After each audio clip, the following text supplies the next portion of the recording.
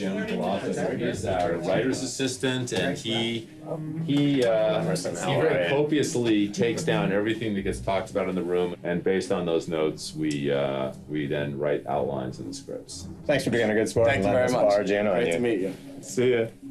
This is sort of the nicest part of our writers' quarters here, which is sort of the.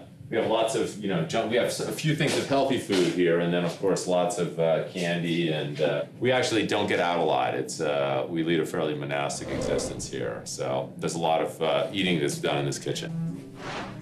Yeah. Matthew Fox. He's dreamy. Up, left. There you go. All right. Everybody in here, let's see it. Well, actually, no one's in here. But see, now this look a little bit more like This looks more like stress and chaos of right. Do you want to sit down and experience what it?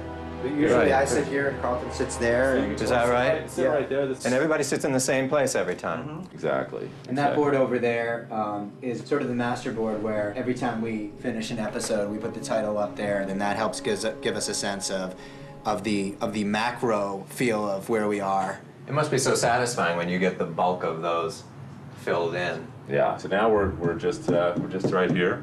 We're doing the finale right now. And behind us here is you can sort of see a little bit of the 11 acts of the finale. The story is in pieces all over the room, and you look and go, oh, where did we put that piece? Let's put it in here and see how it all starts to.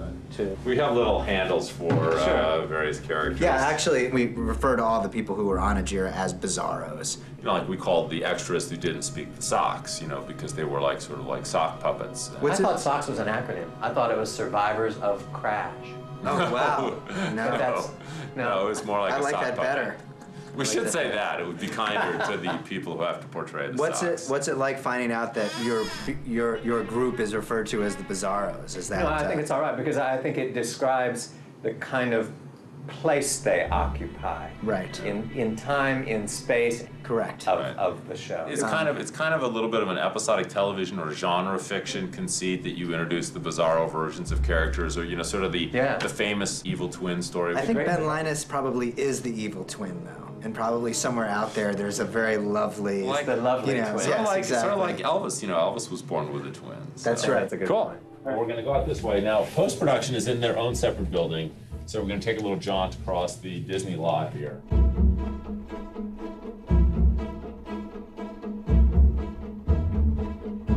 Okay, up here. So all along here are our editing rooms. There's Mark Goldman, who has a very unusual style of editing in that he stands at his editing table, whereas pretty much every editor you'll meet actually sits at their table. But Mark, this is nice to meet you.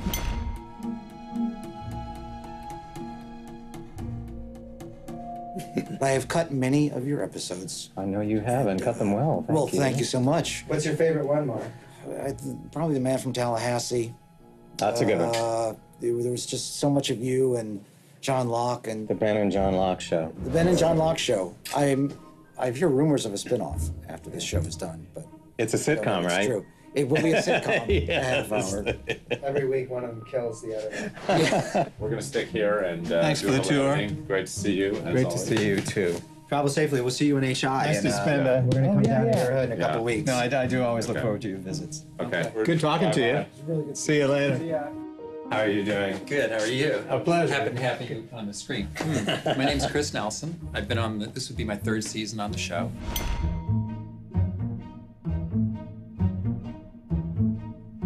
It's great to come and see where the post is done. I know, we're only like, what, 2,400 miles apart or something. God.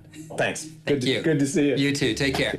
Do all of you work on different episodes? Yes, in succession. So I see. I did the first, Mark did the second, Chris did the third, then I do the fourth.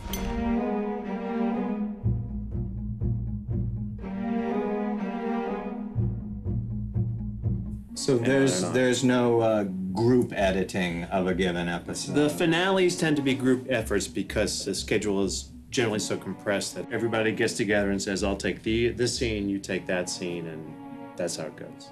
We're guys again. Hey, how are you? Well, the 3 of us are assistant editors. I've been here since the pilot, and Chris here has been since season 2. Both of them have been here since season 2. But So you've looked at every minute of every episode over and over. yeah.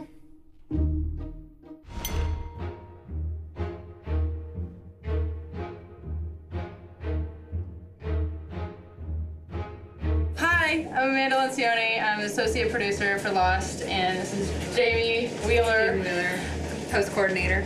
And we're off to a color session to color 509 so that it makes air in a couple of weeks. Thanks for letting us barge in on you. Nice to meet you.